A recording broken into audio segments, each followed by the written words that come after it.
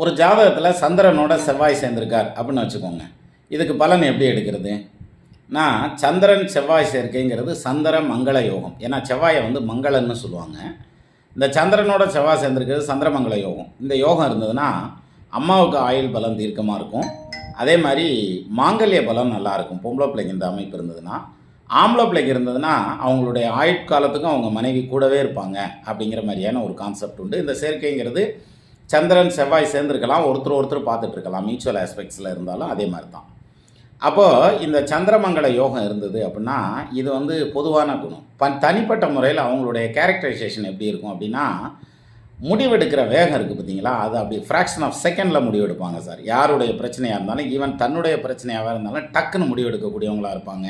அதே மாதிரி அவங்க செயல்பாடும் சர்ருன்னு இருக்கும். பட்டாசை பற்ற வச்ச மாதிரின்றாங்கல்ல, அது மாதிரி டக்குன்னு வேலை செய்வாங்க. மன தைரியம் ஜாஸ்தியாக இருக்கும்.